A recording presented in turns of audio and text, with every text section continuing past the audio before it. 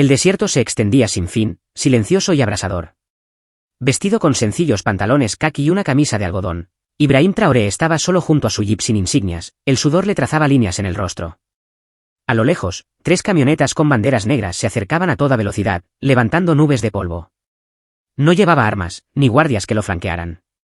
Solo un hombre entrando en la boca del lobo, donde ya se habían perdido 12,000 vidas. ¿Qué arriesgarías para poner fin a una guerra? Un presidente, solo. Un señor de la guerra, implacable. Un encuentro que podría acabar con la vida de Ibrahim Traoré o salvar a miles más. Sin militares, sin potencias extranjeras. Solo 2 hombres, una tienda de campaña y el peso de una nación rota en el calor del Sahel. El silencio estaba a punto de romperse. Antes de continuar con esta poderosa historia, cuéntanos desde dónde nos ves. Si te gustan historias como esta, suscríbete al canal, porque mañana tenemos otra historia impactante que no querrás perderte. La mañana comenzó como cualquier otra en el recinto presidencial. Ibrahim Traoré estaba sentado a solas en su estudio privado, bebiendo un té suave y revisando una nueva pila de informes de inteligencia. Las páginas estaban cargadas de dolor. Otro pueblo había caído, 23 civiles muertos, una clínica quemada, una escuela reducida a escombros. Durante más de una década, este había sido el ritmo del norte, ciclos de violencia seguidos de silencio, seguidos de más cuerpos. Cerró la carpeta, exhalando lentamente. Desde la ventana, observó cómo la capital cobraba vida, vendedores montando sus puestos, niños con uniformes escolares caminando con mochilas demasiado grandes para sus pequeños cuerpos. La vida continuaba, ajena al número diario de muertes en provincias que la mayor parte del país había olvidado. Pero Traoré no lo había olvidado. Había recorrido esos caminos como un joven oficial, había visto los rostros de la desesperación. La noche anterior, algo inesperado había sucedido. Después de una recepción diplomática, un anciano imán se le había acercado en el patio, un hombre que nadie había visto entrar. Sin decir palabra, el viejo clérigo le entregó una nota doblada en la mano al presidente y susurró, de parte de Mohammed el Gazawi. Luego se desvaneció entre la multitud. El nombre lo heló. El Gazawi, el fantasma del Sáhara, el escurridizo líder de la red insurgente más brutal de la región. Buscado por la Interpol, cazado por drones franceses y estadounidenses, temido por generales, culpado de miles de muertes. La idea de que este hombre quisiera dialogar era inconcebible. Sin embargo, la nota era breve y precisa: reúnete conmigo a solas. Sin guardias, sin armas. Coordenadas adjuntas. Una oportunidad para la paz. Traoré se quedó con el papel durante mucho tiempo. Sabía lo que dirían sus asesores, lo que exigirían sus generales, lo que advertirían las embajadas extranjeras. Era una locura, una trampa, un suicidio. Pero a medida que el sol subía y los gritos de luto volvían a resonar en los informes de inteligencia, tomó su decisión. A las 9:10 de la mañana, informó a su jefe de Estado Mayor que se tomaría un día personal. Sin agenda oficial, solo una visita tranquila a su pueblo de la infancia. No necesitaba escolta. En menos de una hora, se había cambiado a ropa de civil, pantalones caqui, una camisa de algodón, sandalias. Sin insignias, sin pistola, sin placa. Sacó un jeep sin marcas del parque móvil. El guardia de la puerta solo le hizo un gesto cortés, acostumbrado a la ocasional necesidad de soledad del presidente. Se dirigió al norte. Las primeras 2 horas fueron fáciles, carreteras pavimentadas, pueblos bulliciosos, puestos de control familiares. Pero gradualmente, el paisaje cambió. Los árboles escasearon, el calor se intensificó, el suelo agrietado y el viento seco reemplazaron el bullicio del sur. En el camino, vio recordatorios de la guerra, casas quemadas, patios llenos de arena, niños con ojos vacíos de pie junto a bombas de agua abandonadas. El norte de Burkina Faso se había convertido en un cementerio de promesas. 6 horas después, llegó a las coordenadas. El lugar estaba aislado, una tierra de nadie entre fronteras. Nada más que sol, arena y silencio. Aparcó bajo un solitario árbol de acacia y apagó el motor. El desierto se extendía en todas direcciones, vacío y poco acogedor. Esperó. Pasaron 15 minutos, luego 30, luego 60. Aún nada. El sudor le empapaba la espalda. Empezó a preguntarse si lo habían atraído como parte de un complot más amplio. ¿Estaba ocurriendo algo en la capital mientras él estaba expuesto en este páramo? Entonces, justo al pasar la cresta de una duna cercana, los vio. 3 camionetas, nubes de polvo levantándose, rostros cubiertos, banderas negras como la noche. El desierto contuvo la respiración. Salió del vehículo, con las manos vacías y levantadas. Sin armas, sin escudo, solo convicción y silencio. las camionetas se detuvieron en una formación de semicírculo, rodeando la figura solitaria que estaba de pie junto a un jeep sin marcas. Los motores retumbaban en el aire quieto del desierto. Hombres con rostros cubiertos y rifles de asalto saltaron, formando un perímetro silencioso. Sus ojos estaban ocultos tras gafas de sol, pero su postura era alerta, practicada, peligrosa. Desde el vehículo central, la puerta se abrió lentamente. Un hombre alto salió. Sin máscara, sin casco, solo un rostro que el mundo había estado buscando durante años. Muhammad al-Ghazawi, más joven de lo que Traoré esperaba, quizás a mediados de sus 30. Una barba bien recortada, profundas líneas alrededor de sus ojos, no por la edad, sino por la experiencia. Llevaba túnicas tradicionales del desierto, pero caminaba como un soldado. Se detuvo a varios metros de Traoré y habló primero: «Presidente Ibrahim Traoré, no pensé que vendría». «Usted me lo pidió», respondió Traoré, con calma y mesura.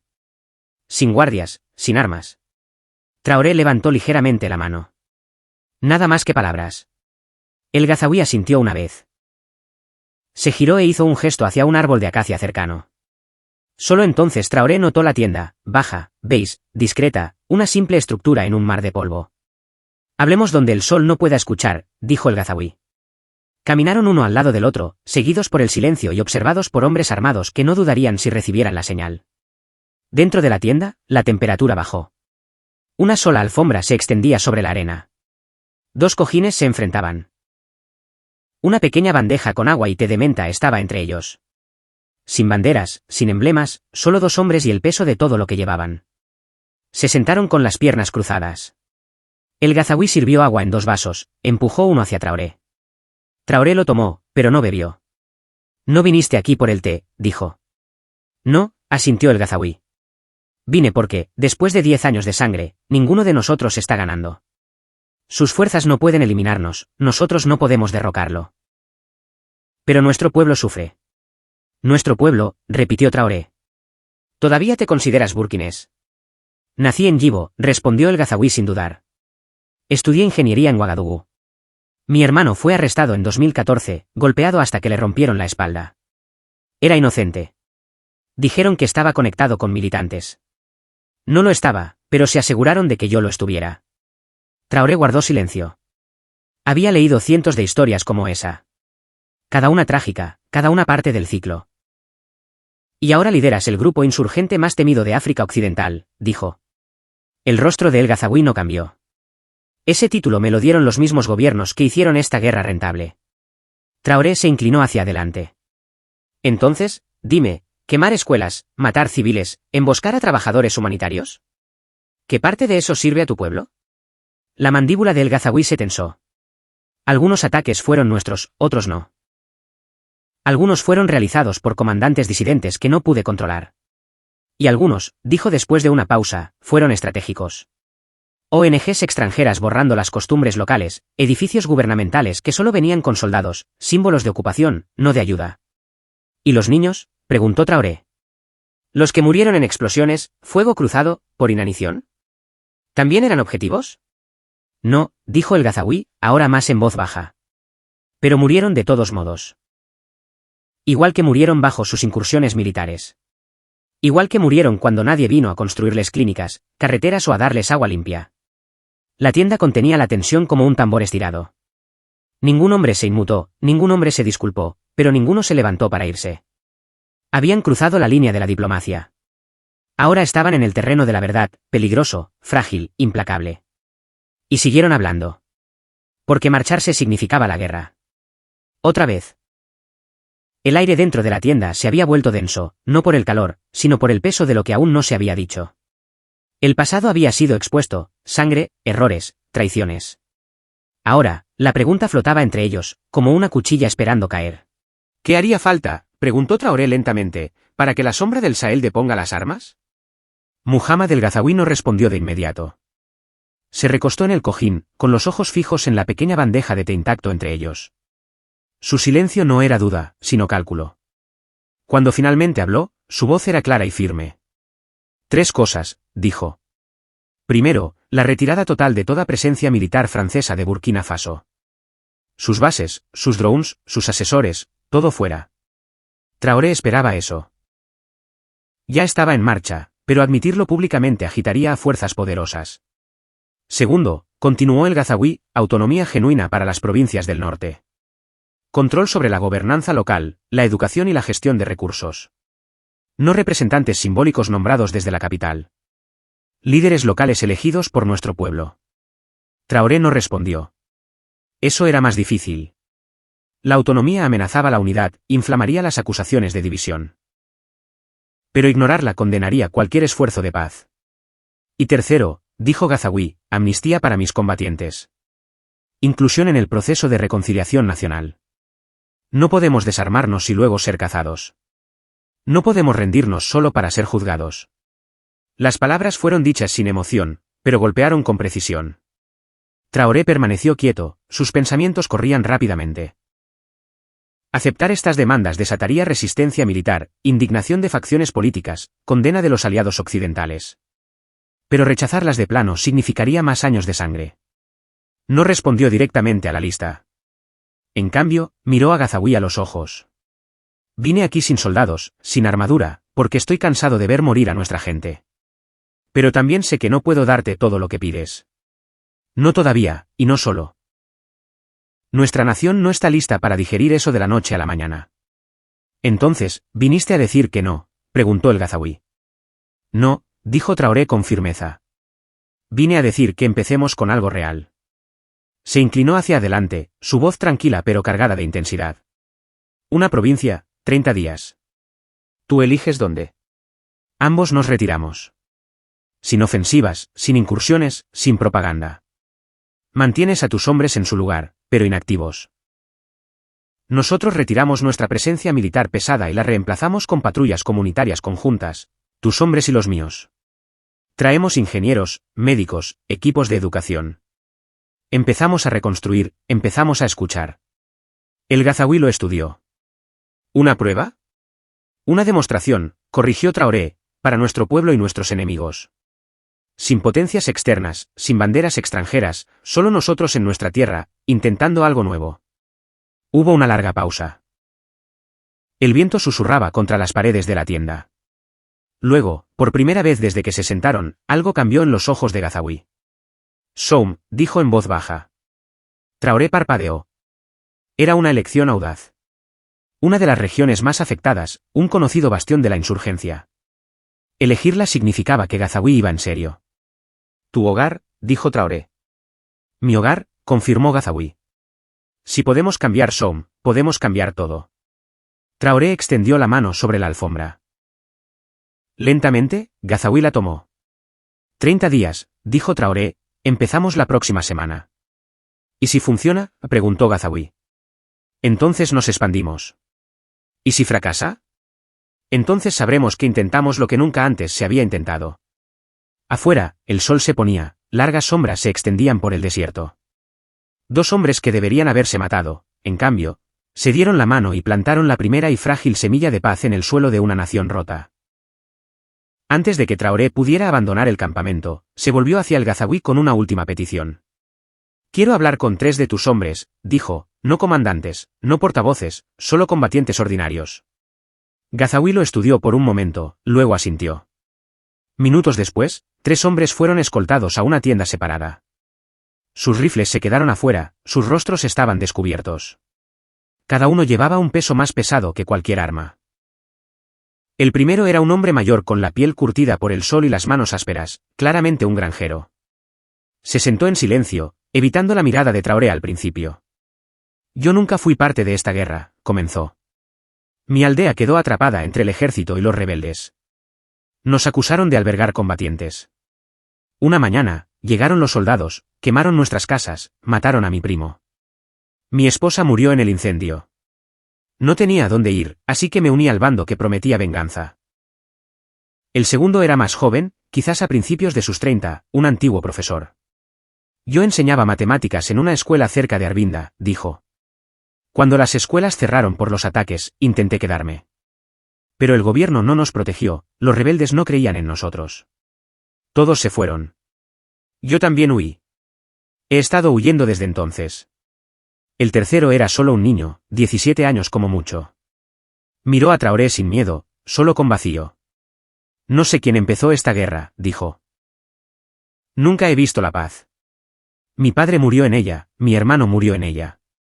Me uní cuando tenía 12 años. Sé cómo disparar, esconderme y sobrevivir. Eso es todo. Cada historia se grabó en la mente de Traoré. Ninguno de ellos tenía grandes ideologías, ninguno recitaba eslóganes.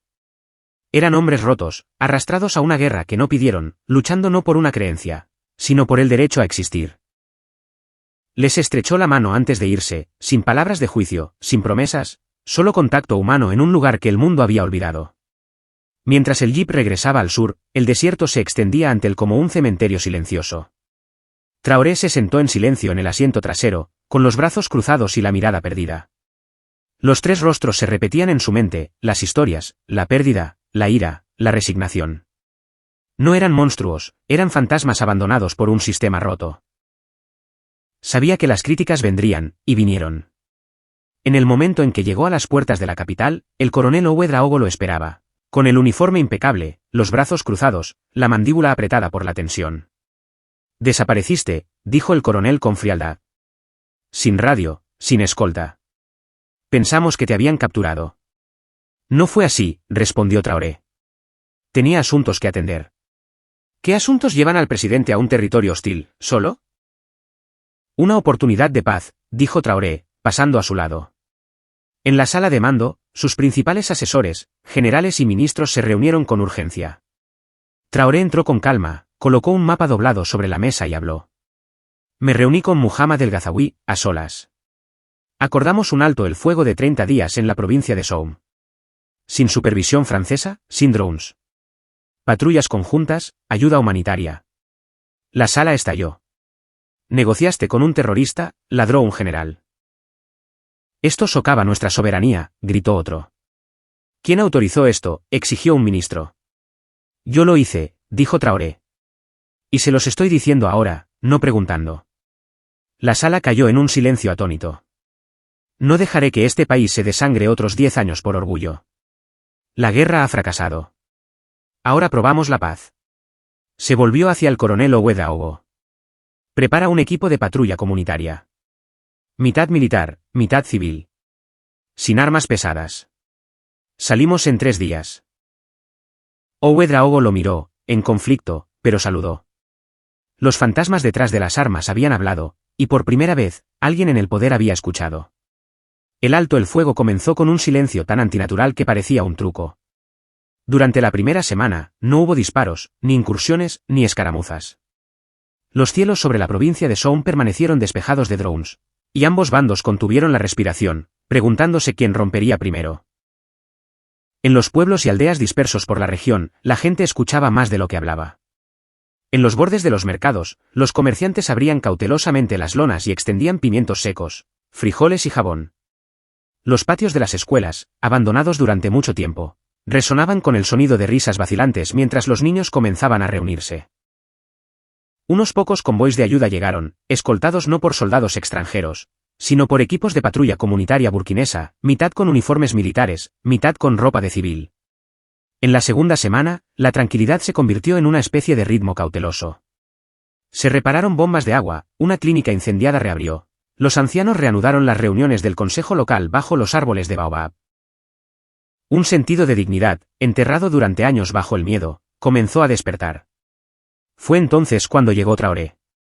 Llegó sin séquito de medios de comunicación, sin escritores de discursos, sin vehículos blindados, solo un pequeño convoy con ingenieros, médicos y trabajadores sociales. La gente de Yibo lo miraba con incredulidad mientras salía al sol, vistiendo la misma camisa sencilla de su viaje por el desierto. Sin podio, sin ceremonia, solo presencia. Caminó por el mercado, visitó las ruinas de la escuela, se sentó con los líderes de la aldea en taburetes bajos y no hizo preguntas, solo escuchó. Los susurros comenzaron a extenderse. ¿El vino? Vino sin miedo. Vino con herramientas, no con armas. Lo que nadie sabía era que Muhammad el Gazaoui también estaba en Yibo, disfrazado, cauteloso y siempre en las sombras. Verificó a sus comandantes, se aseguró de que se siguieran las órdenes y observó la transformación de su tierra natal. Él y Traoré permanecieron en comunicación a través de una línea segura, breves actualizaciones, tonos neutros. Ninguno confiaba plenamente en el otro, pero ambos conocían lo que estaba en juego.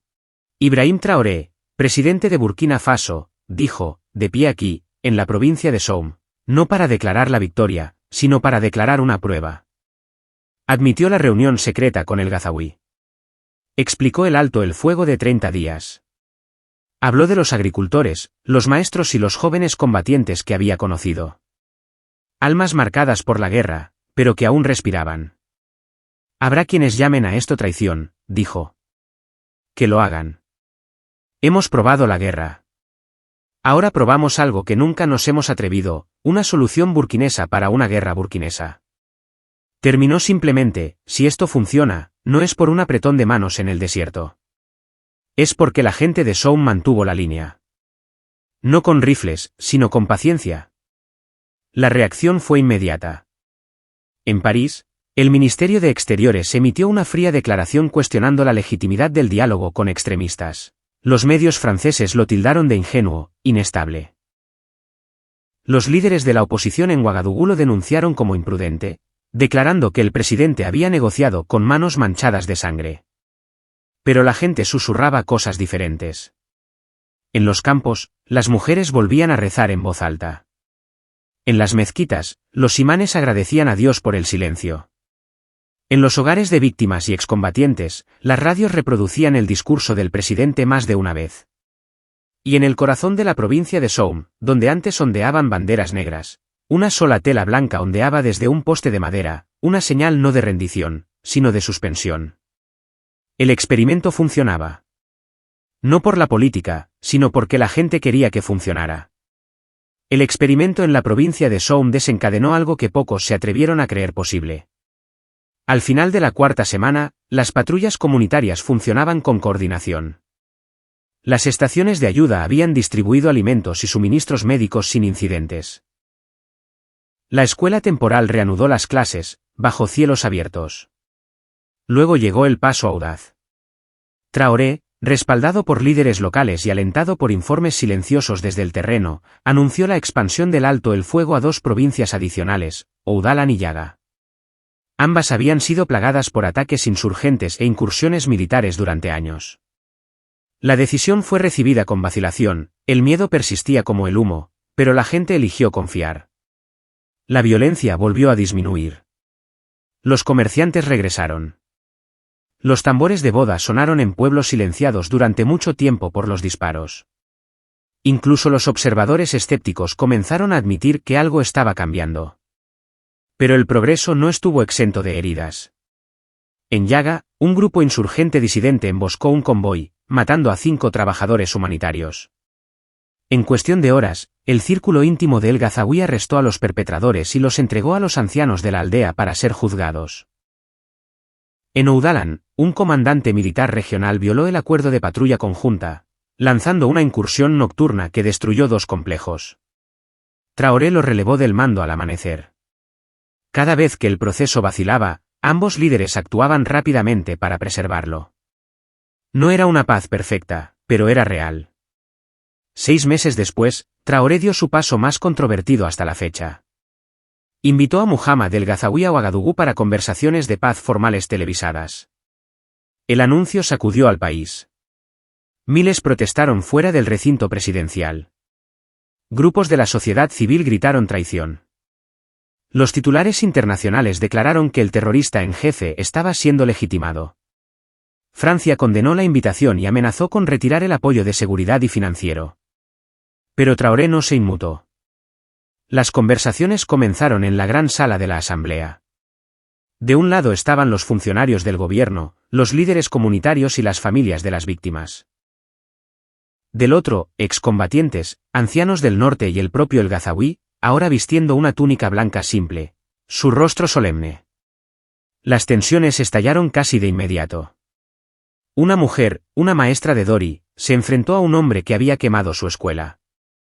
Un viejo granjero gritó al otro lado de la mesa al hombre que lideró la incursión en su aldea. Las acusaciones volaron como flechas.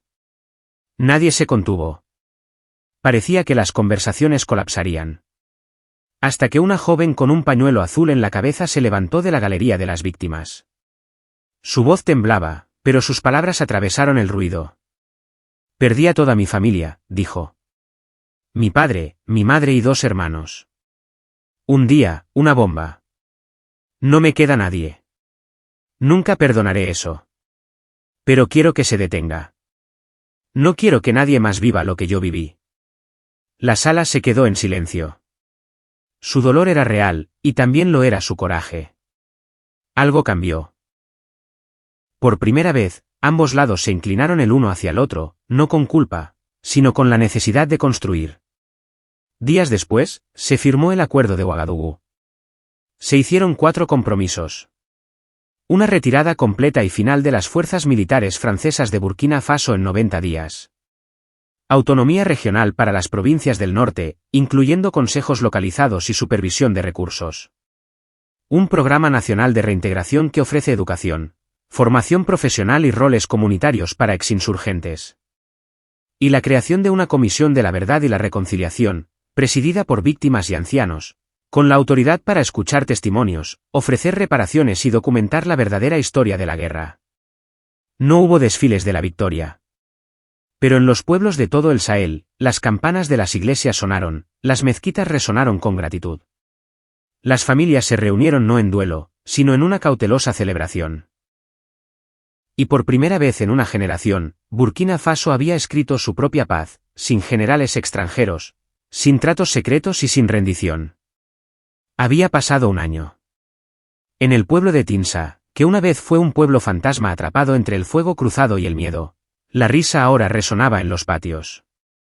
Pequeños niños perseguían cabras por caminos soleados. Las mujeres sacaban agua de pozos que habían sido reparados con mano de obra local.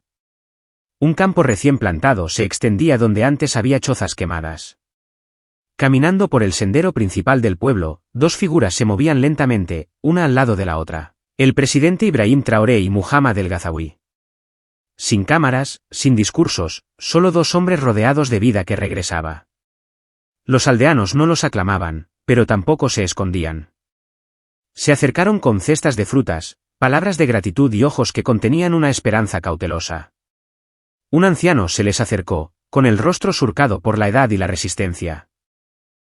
Sostuvo la mirada de ambos mientras decía, enterramos a demasiados. Alimentamos a nuestros hijos a esta guerra. Pero ahora vemos lo que podría ser. El camino por delante sigue siendo largo. ¿Lo caminarán juntos?, preguntó. Ninguno de los 2 hombres respondió en voz alta. Pero se quedaron. Observaron a los niños cantar en el patio de la escuela. Se arrodillaron junto a los agricultores que reparaban las líneas de riego. Escucharon historias de sanación y de nuevo dolor. Porque la paz, aunque presente, no era perfecta.